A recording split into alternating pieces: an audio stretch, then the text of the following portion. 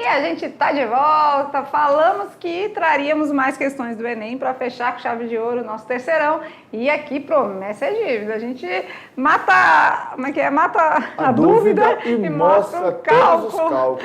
Isso mesmo. Então a aula de hoje é especial de questões do Enem. Só que agora tem aquele detalhe, tá? A gente começa com aquela introdução, dá uma dica lá e tal, mas as questões já não são de determinado conteúdo, não. Já chegou o momento que o terceirão tem que se habituar com a estratégia de fazer uma questão de cada assunto. Então, ora é trigonometria, daqui a pouco é geometria, daqui a pouco é matemática financeira, daqui a pouco é progressão aritmética e assim vamos, E né? por isso que nós, professores de matemática, sugerimos a vocês que no dia do Enem, para não ter esse atrapalho todo, você pega a prova e você na sua cabeça faz assim, eu vou resolver primeiro as questões que tem gráficos e tabelas.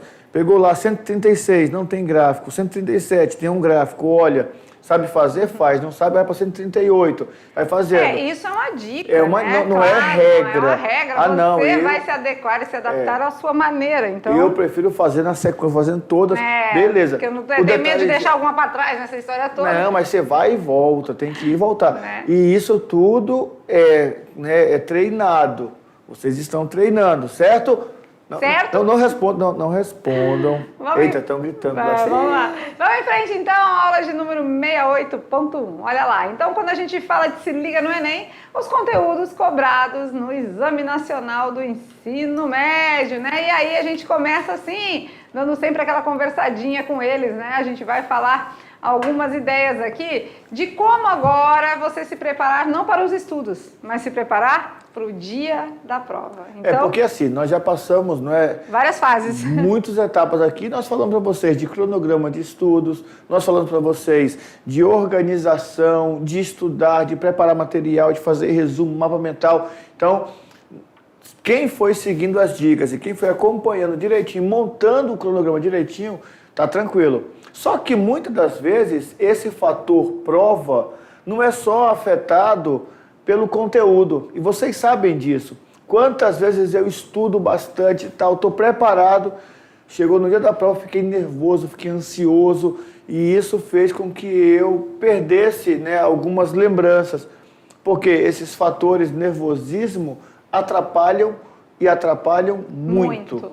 E aí, então, a gente começa assim, dando algumas dicas para o dia da prova e depois a gente resolve questões com vocês. Olha lá! Então, falando do dia da prova, né? 7 dicas para você ir bem no segundo dia de provas do Enem. Por que no segundo? Porque a gente está falando do nosso dia. Matemática. Né? Que é o segundo momento. O primeiro momento, você vai ter linguagens e humanas e ainda a redação. No segundo momento, ciências da natureza e matemática. Primeira coisa, antes de você chegar no segundo dia, você já vai ter vivenciado o primeiro dia.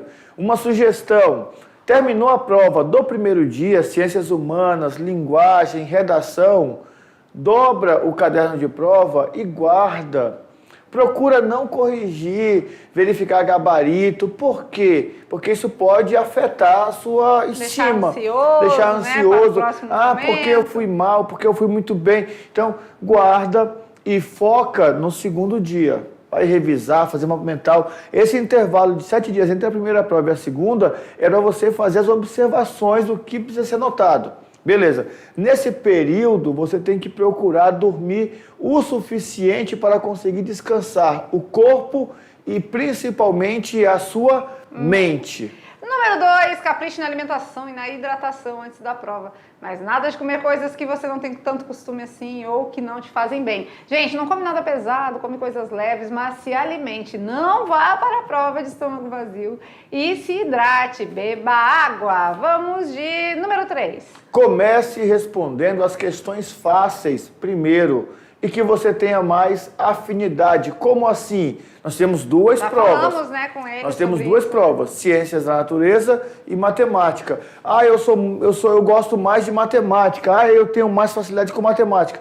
Começo por matemática. Como é que eu sei quais são as questões mais fáceis? São aquelas que eu li e consegui responder. Vou passando. Li, não entendi, eu pulo. Deixo lá, tá certo? Deixo aquela lá. 4, jamais deixe questões em branco. Gente, marca, tá? A gente fala do chute, não tem problema, não deu tempo, não conseguiu fazer tudo. Tenta de alguma forma, não deixa em branco, até porque ela é de múltipla escolha, não precisa você deixar em branco. Na véspera da prova, faça alguma coisa divertida. Na sexta-feira, marca uma roda de conversa com os amigos, toma tererê, tenta conversar outros ares que não são ares do Enem. Outros assuntos, né? Ou até pode assim, hein, tu viu lá que eu fiz um resumo de geometria e tal, e você pode calcular, mas uma conversa mais descontraída, mais divertida. Faça um passeio com seus amigos ou seus familiares, beleza? No item 6, planeje como chegar até o local antes. Você vai de Uber, você vai de carona, você vai do quê? Não deixe para a última hora, porque você pode se atrasar, se atrapalhar. E antes disso, confira todo o seu material, sua bolsa, sua carteira, antes de sair de casa, se está todo o material, está com documento, está com aquela barrinha de cereal, seja um chiclete, o que vai te fazer a caneta preta, todos aqueles detalhes ali, tá certo? Mantenha seu pensamento positivo. Nada de ficar, ai meu Deus do céu, será que vai ter muita questão difícil? Ai meu Deus, aquelas questões de trigonometria eu não aprendi. Ai, eu não consigo lembrar de geometria. Nada de ficar sofrendo por antecipação. E aqui o último parágrafo é top, né? Respira, inspira e vai. E vai o quê? Mentalizando a sua aprovação. Vai mentalizando coisas boas, pensamento positivo é metade do caminho, é a alma do negócio. Então, respira, inspira e vai. Só vai. Mas com tudo isso que a gente falou antes, de maneira organizada, né? Relaxado, alimentado, hidratado, descontraído, com seus materiais em dia, né? Não deixa de dar uma conferida, se pegou documento, pegou a caneta preta, pegou tudo que precisa, para você não passar perrengue, não passar apuro. E aí sim, pega e vai, porque aí pode vir em mim, vem em mim. Apocalipse Enem, vem. Pode vir, que aí não tem quem me derrube, porque eu tô preparada. Preparado para o dia é estar preparado para desenvolver o que vier pela frente. Né? Então as questões que vierem, você vai ler, você vai interpretar e vai fazer da melhor maneira possível. Todo mundo quer dar o seu melhor, com certeza, né? Agora, claro, não foi possível? Acontece, mas pense aqui na sua aprovação, pense positivo. Certo? Certo. Vamos em frente então, esse apocalipse Enem vem, mas a gente está se aproximando, mas a gente também se aproxima de uma estratégia, de uma preparação bem adequada. Então vamos lá, é hora do Enem, a gente vai fazer questões junto com vocês. Questão do Enem de 2023, bem ali, fresquinha. As figuras pintadas no quadro da sala de estar de uma residência representam as silhuetas de parte das torres de um castelo e ao fundo de uma lua cheia. A lua foi pintada na forma de um círculo e o telhado na torre mais alta na forma de triângulo equilátero. Foi pintado sobrepondo parte da lua. Até aí só contou a história, né? Só historinha legal. O centro da lua, mas ele falou algumas figuras, né? Círculo, triângulo, equilátero, tal. O centro da lua coincide com um dos vértices do telhado da torre mais alta. E aí vamos ao suporte, ao desenho. Então temos aí uma obra de arte, né? Pintura. 3 torres. O telhado das torres tem formato de um triângulo equilátero, aí você tem que saber conceitos, tem que saber definição. Por exemplo, o que para você é um triângulo equilátero? Tem todos os lados iguais. Então, quando a gente tem um triângulo equilátero, todos os lados iguais. Aqui temos um círculo e aqui coincide com o centro do círculo, certo?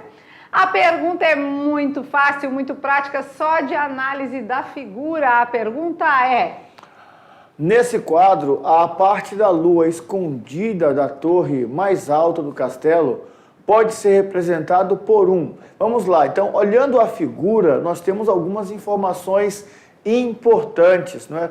O vértice do triângulo equilátero coincide com o centro. Então, significa que os lados do triângulo equilátero são medidas do raio. Legal, é verdade, né? Então, se coincide, né? Só que aqui não é todo não lado, é todo, né? é um pedaço. Não é todo, é um pedacinho, beleza. Mas vai ser o mesmo pedaço, né? Aí ele quer saber se essa parte da lua escondida atrás da torre mais alta do castelo pode ser representada por então ele quer saber esse formato aqui, ó. Isso aqui é o quê? Isso aqui é o quê? Essa parte azulzinha aqui é o quê? É azulzinho ou é escondida? É escondida, né? Essa parte aqui seria o quê? É um cone? Não. Não, né, gente? Um cone é uma figura tridimensional, né? A gente já sabe que não é um cone. É um setor... Bom, é um triângulo isósceles? Não, né? Não. Não, se tem base circular ali, não é triângulo. É um arco de circunferência, é um segmento circular ou é um setor circular? Eu acho que a gente pode ficar entre essas três, né? Vocês estão vendo que a gente já tira duas que são impossíveis? E a gente fica entre as possíveis ali, já tem mais chance de acerto? Isso. E aí, um setor, um segmento ou um arco de circunferência? O que vocês acham? Cadê o setor circular? Um arco. Vocês lembram dessas definições todas? Era bom a gente até fazer desenho com eles. É isso que nós precisamos fazer, né? Vamos conversar com eles aqui rapidinho. Peguei uma questão dessa para estudar. Estou estudando a questão dessa. Daí eu fiquei na dúvida. Bom, já sei de duas informações. Não é cone e não é triângulo isósceles. Não é porque está planificado. Cone é tridimensional, não tem essa opção. Então eu fiquei com um setor circular, um segmento circular ou um arco de circunferência. Parecem ser a mesma coisa. E aí eu fico na dúvida. Não sei, professor, não lembro. A gente faz o quê? O que é, ou quais são as partes de uma circunferência? O que eu tenho na circunferência? Arco de circunferência, ele tem um ângulo, né? Ele vai ter um ângulo, então ele é uma abertura e tem um arco. O ângulo aqui tem a mesma medida. Cadê? Volta na figura lá rapidinho. Esse ângulo do centro aqui, ó, vamos andar que aqui é um triângulo equilátero. Certo. Pronto, beleza. Então aqui mede 60 graus, aqui em cima. Ó. Esse pedaço aqui também mede 60 graus. Esse pedacinho aqui, essa linha que mede 60 graus, é o arco da circunferência. Então a linha é o arco. A linha é o arco. E arco. aqui está pedindo a parte cheia, né? Vamos a parte dizer. Cheia. Então não é arco, não porque é arco é só o arco é o contorno. Ângulo. É contorno. Pode ser dado em ângulo ou em radiano. Então não é arco. Então ficamos entre setor e segmento, né?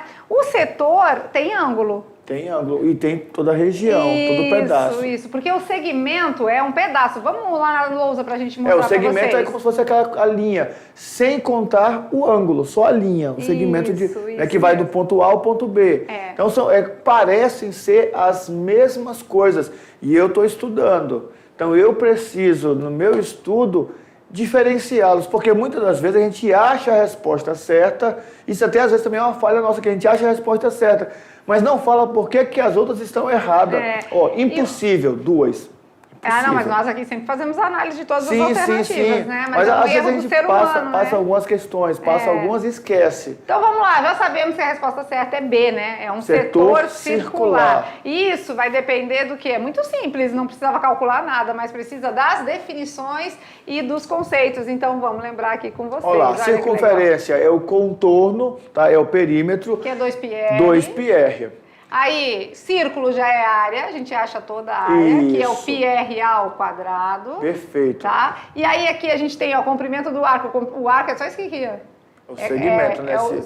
Só o arco, é só o contorninho, né? Beleza. E aqui a gente tem uma coroa circular, que é quando a gente quer fazer uma calçada na volta de uma praça, uma coroa. O segmento circular, ó, que é só aquele segmentinho ali, ó. E, claro, a área do setor circular que pega o nosso arco também, ó. Ele tem um arco, só que ele tem um arco com área. Isso. Entendeu? Não é só contorno, que é o que acontece aqui, ó. Ele é um arco com área, esse arco com área. Então, é um segmento, um setor circular. O segmento seria só esse pedacinho aqui sem o ângulo, né? Só o pedaço, só a linha. Tem o ângulo, mas não, que não envolve tudo, né? Isso. Certinho? Aqui nós colocamos, né, por que não é cone? Porque o cone é uma figura tridimensional, não é? Tem lá o círculo? Tem o círculo, 2πr, tem também. Só que na figura do quadro não pode ser um cone.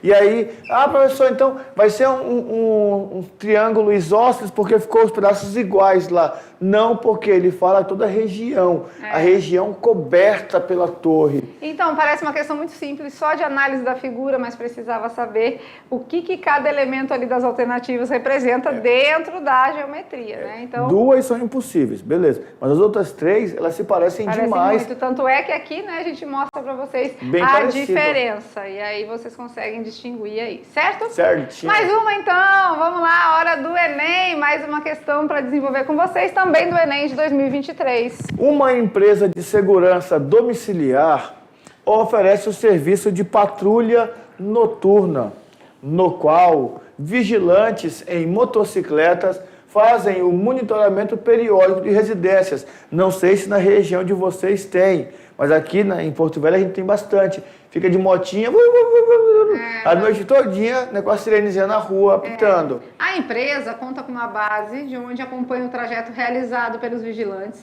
durante as patrulhas. Então tem um lugar que fica fazendo esse monitoramento, tá? E orienta o deslocamento de equipes de reforço quando há necessidade. Beleza. Numa patrulha rotineira, sem ocorrências, um vigilante conduziu sua motocicleta a uma velocidade constante durante todo o itinerário estabelecido, levando 30 minutos para a conclusão. Interessante aqui, ó. Não é matemática, tá? É física. Lá, né, mas olha só, marca-texto? na física nós aprendemos que se ele andou com velocidade constante, então não tinha aceleração. Movimento retilíneo uniforme. É como se ele tivesse parado ali, andando devagarzinho, bonitinho. MRU, não MRUV, né? Isso. Que o movimento retilíneo uniformemente variado tem aceleração, certo? De acordo com os registros do GPS, alocado, ou seja, colocado, né, posto na moto, a distância da posição do vigilante à base ao longo do tempo de realização do trajeto é descrita pelo gráfico. Aí nós temos aqui um gráfico, olha só, bonitinho. Distância do vigilante à base em quilômetros. Então, o vigilante aqui, ó, saiu da base.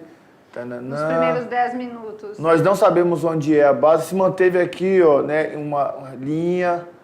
E aí, aqui, beleza. Só que nós não sabemos onde é a base, nós não temos informação de onde é a base. Sabe que ele fez aquele trajeto.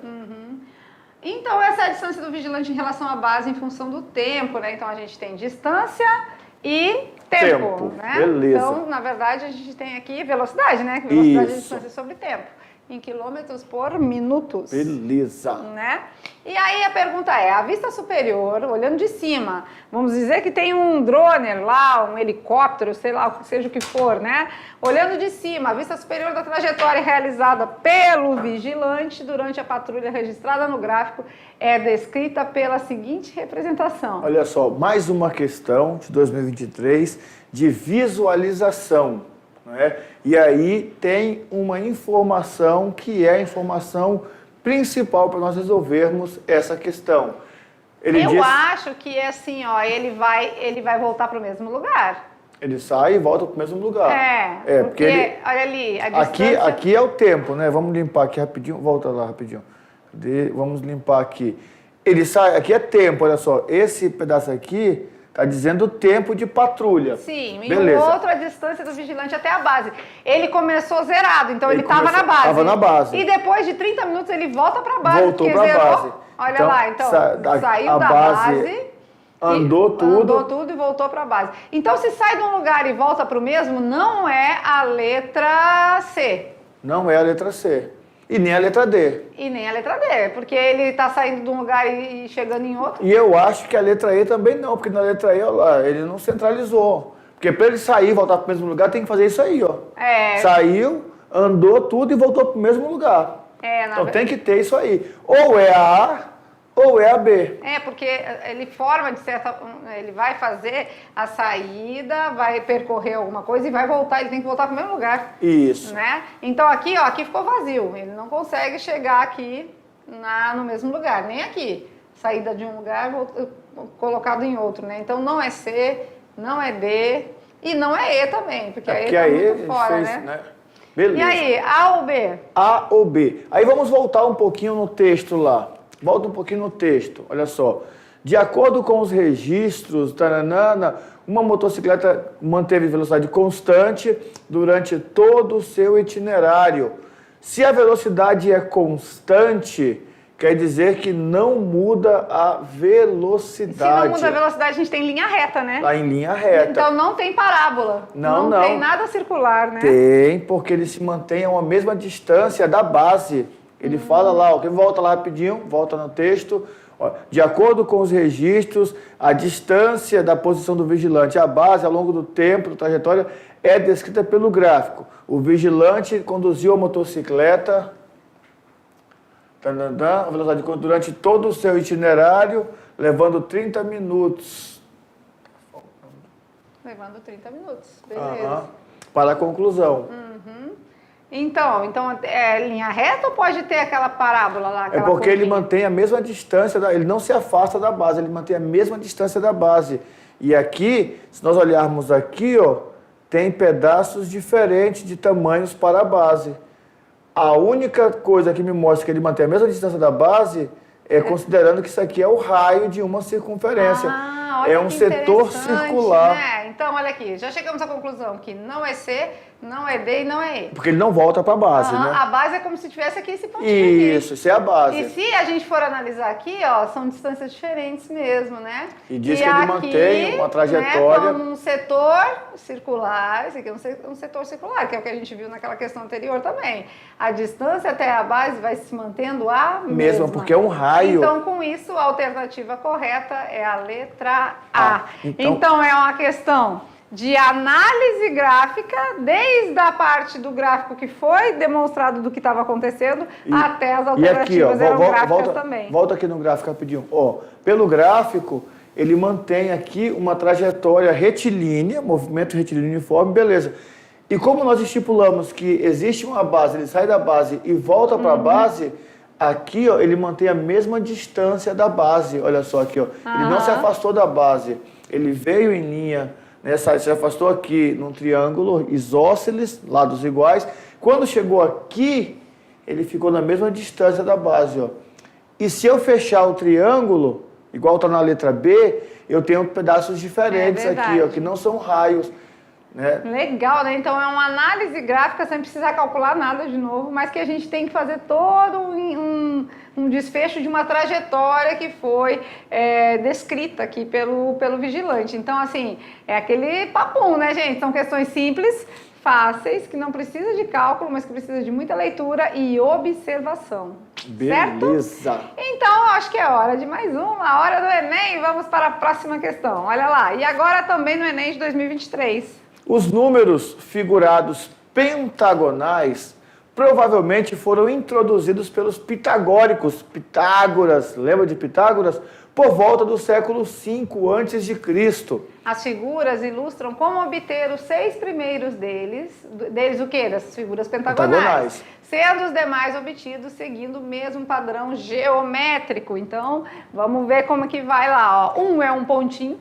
O primeiro número pentagonal, um pontinho não monta nenhum pentágono. Não monta nenhum pentágono. Depois 5 pontinhos para montar o primeiro pentágono, né? Depois 12 para montar o segundo, 22 para montar o terceiro. Será que tem algum padrão aqui? Será que eu acho que do 5 para 12 somou 7, né? Acrescentou mais 7 pontinhos. Do 1 para o 5 somou 4. Então ali somou 4, depois somou 7. E do 7. 12 para o 22? Somou 10. Somou 10. Vamos botar na soma ali? Vamos botar a sequência ali. Somou 4, daqui para cá, 4. Depois, do 5 para o 12, 7. Do 12 para o 22, 10. E do 22 para o 35, 13. Então, peraí, do 4 para o... Daqui para cá foi 16. Então olha só, na soma não tem uma sequência lógica, mas na sequência da soma tem uma sequência, porque 4, 7, 10, 13 e 16 é uma PA, de razão 3. Vai aumentando de 3 em 3. Isso. Então é como se fosse lá, para nós que estudamos na Unir, né, fizemos matemática na Unir, uma sequência de segunda ordem. Isso mesmo. 4, 7, 10. Então peraí, para o próximo aqui, tem que vou somar ter que 3, somar... vai ter 19. 19. Então vai dar 60, 70. 70 pontinhos. E para o próximo, vou ter que somar quanto? 19 mais 3? 22. Isso Isso mesmo. 70 mais 22, 92. Mas vamos dar uma olhadinha no que ele está querendo? O oitavo número pentagonal é... Então, a gente tem o primeiro, que é 1, o segundo é 5, 1, o terceiro é 12, o quarto é 22, o quinto 35, o sexto 51. Então, vamos colocar aí do jeito que a gente já vinha fazendo. O sétimo vai ser 51 mais 70 19. e o outro vai ser 92. 92. Alternativa correta, então, a Letra letra E. E essa questão aqui não se encaixaria perfeitamente no brincando com os números? Com certeza. Qual o né? próximo número da sequência? Então, coisas que a gente já vem fazendo com vocês, estudando com vocês e trazendo esses detalhes já desde o primeiro ano, preparando vocês para esse momento, tá bom? Vamos lá, certo? A gente agora vai mostrar um mapa mental aqui sobre a progressão aritmética, né? Porque aí a gente recorda com eles o conceito, né? Bom, progressão aritmética é uma sequência onde cada termo, a partir do segundo, é igual o anterior mais uma constante. Tá? Na progressão aritmética, nós temos uma fórmula chamada de termo geral, onde nós montamos a nossa sequência a partir desses termos. Nós trabalhamos com vocês também a soma dos termos de uma PA. Lembra do príncipe da matemática, de Gauss? Pois é, aí temos a a razão. ela pode ser crescente, decrescente ou constante, né? Crescente, quando a razão é maior que zero, né? Vai aumentando os valores dos elementos. A constante, a razão é zero, somar com zero não altera o resultado, né? E a decrescente, quando a razão é negativa, ou seja, a gente vai diminuindo elementos, certo? Certinho. Legal, né? Recordar é viver. Vamos para mais uma questão e última do Enem da nossa aula de hoje. Vamos lá. A figura ilustra uma roda gigante. No exato instante em que a cadeira onde se encontra a pessoa P está no ponto mais alto dessa roda gigante. Certo. Com o passar do tempo, à medida que a roda gigante gira, com velocidade angular, velocidade angular constante, no sentido horário, a altura da cadeira onde se encontra a pessoa P em relação ao solo vai se alterando. Lógico, né? A roda gigante a gente não fica sempre lá no topo, né? Vai passar por vários momentos ali, ó, vários ângulos, vamos dizer, né? Porque já está dizendo velocidade angular.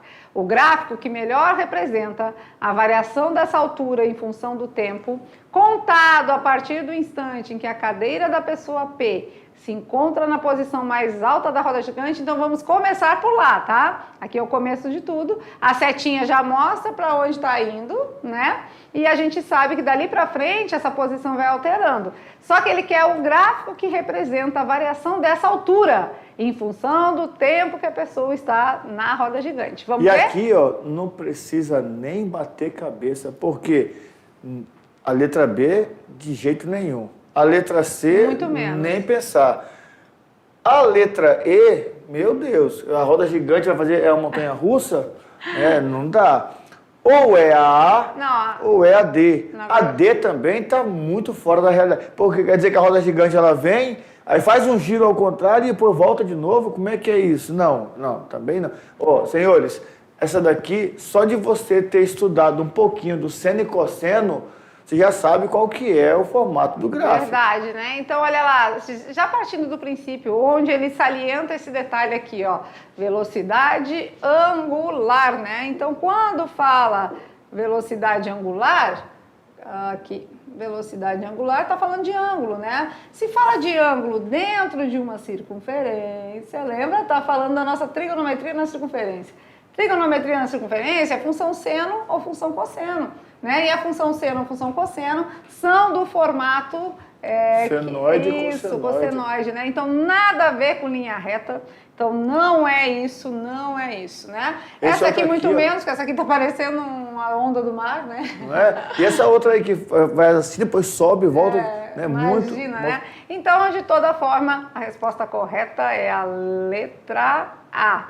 Então, assim, a gente precisa, nesse momento, lembrar que temos, quando falar de algo angular, a gente vai estar trabalhando com seno ou cosseno. Vamos só dar uma olhada no gráfico, seno e cosseno? Isso, vamos lembrar o gráfico senoide e o gráfico cossenoide. Olha aí o movimento que ele faz aí, ó. É movimento de curva, vai, desce, sobe de novo. Movimento igual, porque tem que formar um círculo. Quando você juntar os cantos, tem que formar a circunferência da roda gigante. A única diferença, né? Lembra lá quando a gente fez o estudo das duas? Que uma inicia em 0, né? E a outra inicia em 1. Mas o formato do procedimento dela é similar. Aquela da mocinha lá poderia ser considerada cossenoide, porque ela começou no ponto mais alto, aí desceu, olha lá, o gráfico dela lá, um cosseno. Ah, é antes um pouquinho, indo. né? Não, da menina, da roda gigante mesmo. Ah, sim, tá. Achei que você estava falando Aí, da outra questão. Ó, aqui, ó, ela começou no ponto de cima lá, então o cosseno. Começou lá em cima, desceu, aí, ó, fez a curvatura. É, porque a gente tem 90 graus, a gente tem 0 graus, 180, a gente vai estar trabalhando com essa questão angular, né? E se está trabalhando com angular, vai envolver seno e cosseno. Ó, então, a mocinha, volta, não. A mocinha está aqui na parte mais alta, desceu, chegou aqui na parte mais baixa. Aí ela foi para o outro lado, voltou, subiu de novo, chegou na parte mais alta de novo. Isso. Se você juntar essas duas bandas aí, dá uma circunferência, tá? Agora esses outros aqui, né, essa questão aqui, só se você não lembrar de jeito nenhum mesmo desse movimento senoide e cossenoide. Nesse caso aqui a gente tem mais de uma volta, né? A letra A, ela deu mais de uma volta na... Ele diz isso? Representa a variação dessa altura em função do tempo, quando a perspectiva de que a cadeira P se encontra numa posição mais alta. Não, ele não falou quantas voltas ela dá na roda gigante, um giro, né? ele passou ali, ó, deu um giro certinho, olha lá. Saiu da parte mais alta, aí voltou, chegou na parte mais baixa, foi, subiu, voltou para a parte mais alta, fechou Não, é que já chega na parte mais alta primeiro aqui. Aqui já chegamos na parte mais alta de novo, que é onde completa a circunferência, né? É como se ela tivesse dado 2 voltas ali, né? Que aí chegou na parte mais alta 2 vezes, ó. Mas legal, né? Então a gente relembrou com vocês função seno, função cosseno, que lá na trigonometria, na circunferência, às vezes a gente ficava preocupado que ia ter que resolver muita coisa. Mas na verdade não precisamos resolver nada, porque a maioria das questões do Enem que envolve esse tipo de assunto traz de uma maneira o quê? De observação mesmo, de leitura, interpretação, observação, sem precisar calcular nada. Mas para isso precisa lembrar todos os conceitos. Então, por isso que a gente sempre ficou, né? Nossas aulas, elas se mesclam, né? Se misturam entre a teoria e a prática, certo? Beleza. E aí, ó, aquela questão da motocicleta, do vigilante lá, né? A dúvida, letra A ou letra B? Lembrando que, por que nós marcamos como correta a letra A? O que é uma circunferência? Aí nós vamos lembrar lá das aulas dos cortes cônicos. Né? É o conjunto de todos os pontos equidistantes a um centro. Então, como que nós sabemos que está equidistante? Quando o vigilante sai de moto, do centro do centro de vigilância, anda alguma coisa, e aí ele se mantém em uma reta linear, paralela ao eixo X. Quer dizer, se lá no eixo X está o nosso centro de controle, ele não se afastou do centro de controle, ele manteve-se na mesma distância. E a única alternativa que trazia, né, pontos equidistantes ao mesmo centro era a letra A, e tinha outra que tinha circunferência. Mas nós tínhamos excluído por quê? Porque ele não voltava para o mesmo centro. Sim. Professor, mas lá no gráfico está assim, está distante, tá? Porque é o tempo. Mas ele voltou para o centro de comando. É porque você tem que analisar quem são os elementos dos eixos, Isso. né? Distância por tempo, né? Porque no plano cartesiano tem o eixo X e o eixo Y, e cada um determina uma coisa. Ali tinha a distância da base e tempo, né? Naquele gráfico. Então, vocês têm que também analisar o que é que está ali naquele plano, naquele como é o nome gráfico. Da análise da figura? Imagética. Imagética. Você foi bem na imagem, porque você faz a leitura da imagem. Linear, função constante, não se afasta do eixo X, mesma distância. A única figura que tem pontos equidistantes ao mesmo centro é a circunferência. Bora então de brincando com os números. Olha lá na telinha para finalizar a nossa aula. Só matemática, responda. Em uma igreja havia 4 velas. Entraram 2 ladrões e cada um levou uma vela. Quantas velas ficaram? 1, 2, 4 ou 6? De novo, em uma igreja havia 4 velas. Entraram 2 ladrões e cada um levou uma vela.